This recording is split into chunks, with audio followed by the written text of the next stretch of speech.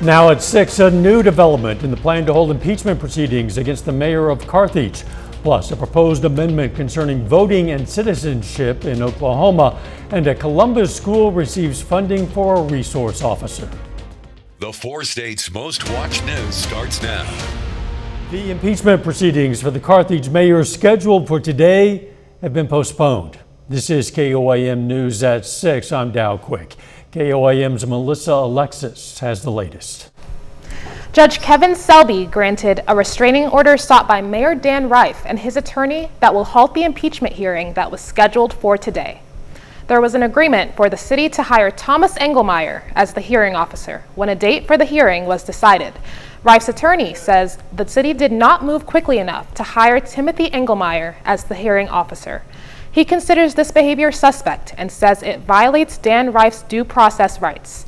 On October 7th, there will be a new hearing to discuss the temporary restraining order. Dow? Melissa, thanks. Let's check in with Chief Meteorologist Doug Heddy now for a first look at the weather. Well, of course, it turned out to be a nice day for us today. Temperatures pretty good for us today, all the way up into the upper 70s to near 80 degrees, which is right about where we should be for this time of the year. 79 in Joplin, 77 in Pittsburgh. If you're going to be outside this evening, it looks fantastic. Mid to upper 70s to near 80 degrees. Not a whole bunch going on. We've had a few cumulus clouds, which have kind of shifted through. Besides that, pretty much clear skies. So all eyes are down on the tropics. We have Hurricane Helene spinning just to the north of Cancun. Once it gets out across these warm Gulf of Mexico waters, it's going to intensify very quickly. Then for us, we're going to watch to see how close will that moisture get toward us later on this week toward the weekend. Right now, clocking winds at 85 miles per hour. So, of course, will Helene give us any rain? And what are our temperatures going to be like the rest of the week? We're going to look at that here in just a bit.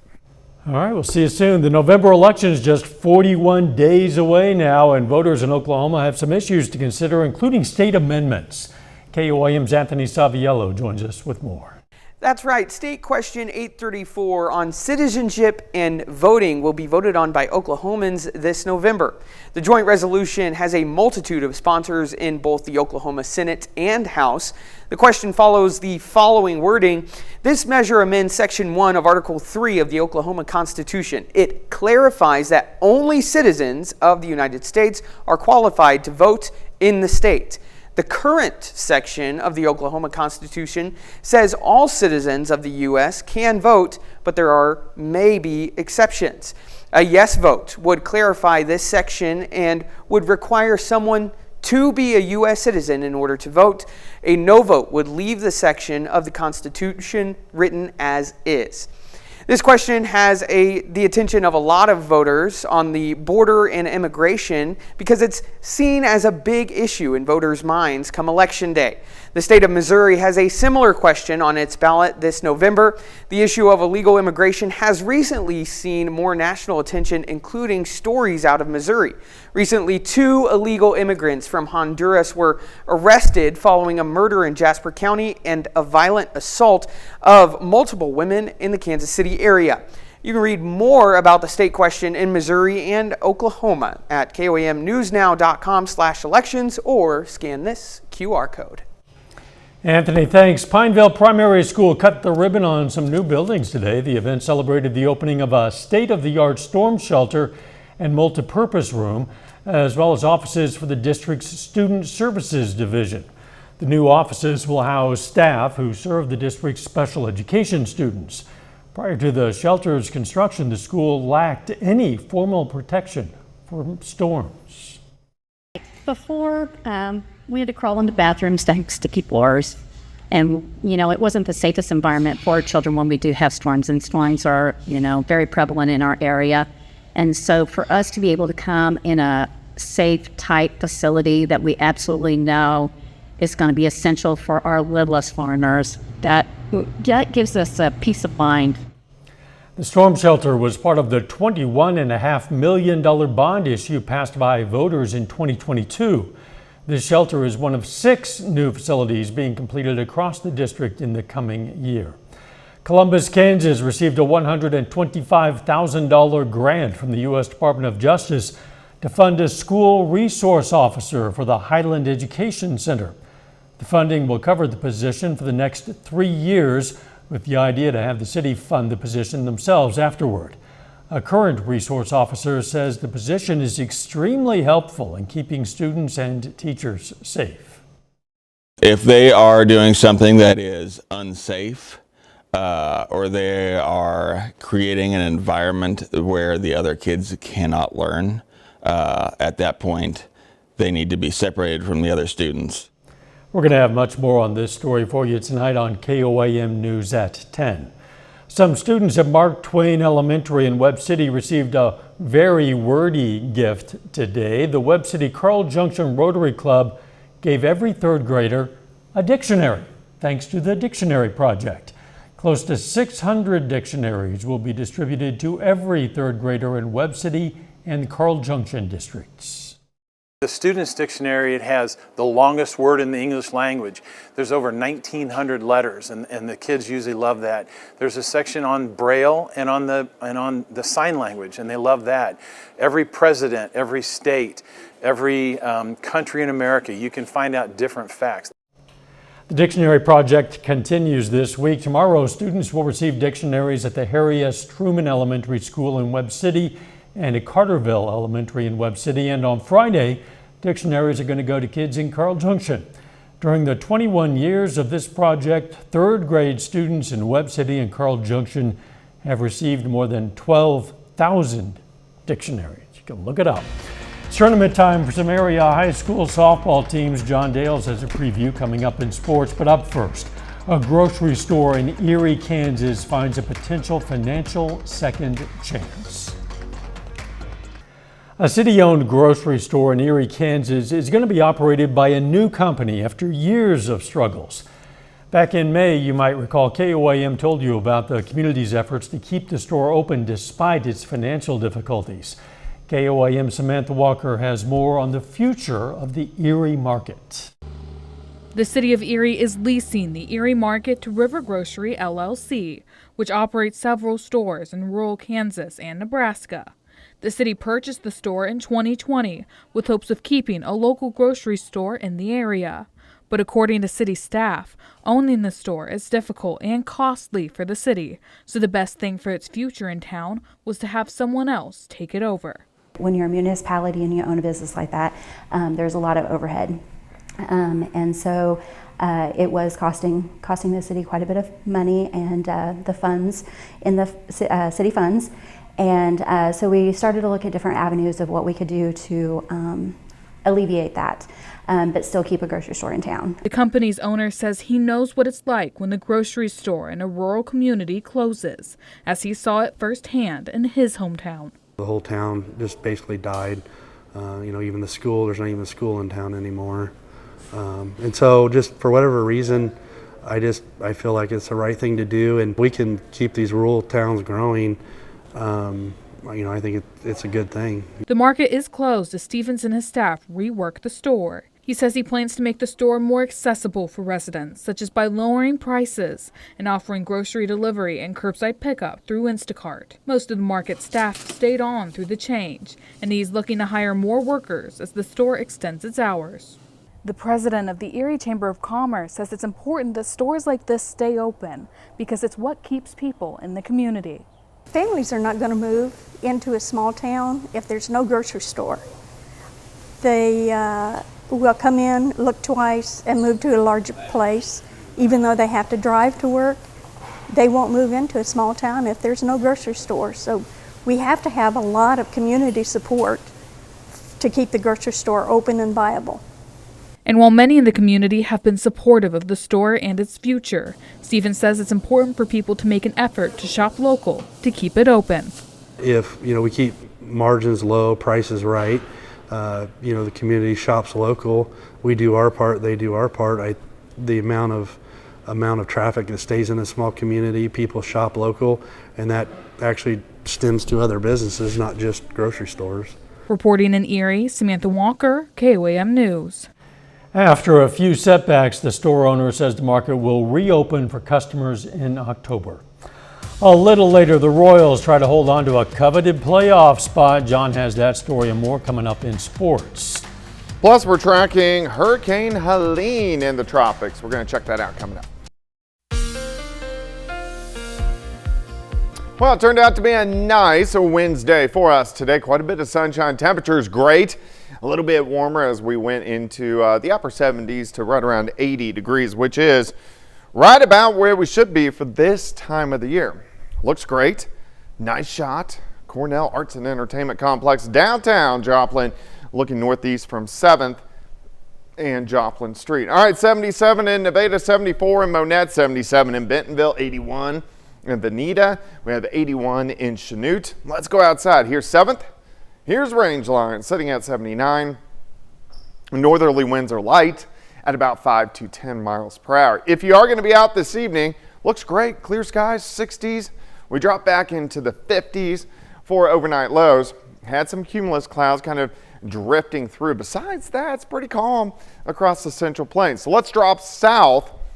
We have, of course, our tropics, Hurricane Helene, which is spinning just north of Cancun. So you can see that counterclockwise rotation as it heads off toward the north. Clocking winds, 85 miles per hour, moving north at 10 to 15, Category 1 hurricane, but the water is very warm in the Gulf of Mexico. So eventually Category 2, Category 3, possibly low-grade Category 4 as it makes landfall here in about 24 to 27 hours. Then we start to keep our eyes on Helene, on where's this moisture going to go. You can see it starts to wrap back toward the west into the Central Plains. So what happens is, here's our area of low pressure, here comes Helene, and then they kind of pivot around each other, and then eventually this area of low pressure that gave us the rain over the past couple days will absorb the moisture of Helene. The problem is it's just a hair too far toward the east. So we're going to get the clouds, but rain is a big question mark. The better chances are going to be Springfield, Branson, Harrison, Arkansas. We may get a few showers in southwestern Missouri, northwest Arkansas, but we are mainly going to be dealing with the clouds. So we're looking at Saturday afternoon, temperatures great, near 80, but we are going to have a lot of clouds. Friday and Saturday could get a couple random sprinkles. All right, let's move into tonight. We drop back lower 50s, so kind of cool in the morning. By noon, we'll get up into the mid 70s, and most of us 79, 80 degrees for afternoon high. 77 in Stockton, 77 in Bentonville, Veneta 81, Fredonia up to about 77 degrees. Tomorrow night, here come those mid and upper level clouds due to the remnants of Helene, and you can see a few showers try to get into southwestern Missouri, but the bulk of the rain stays east of Highway 65 from Springfield to Branson, but still, at least we have some chances to get a couple little sprinkles in here. All right, day planner on Thursday, 54 to start, 75 by noon, high temp, 79 degrees. Let's go into 4-state Friday night, high school football, a little bit of cloud interference. Hard to beat those temps. Most of our football Friday evening will be played in the 60s. 79 Thursday, 77 on Friday. 80 Saturday. We do warm to 86 Monday, back down to 75 Tuesday. Overall temperatures look good, but we are still in desperate need to get some rain in here, and not a lot of chances. Yeah, we do need some more rain, but football in 60s, that Looks sounds pretty good. great. Yes, Yep. it does. Thanks, Doug.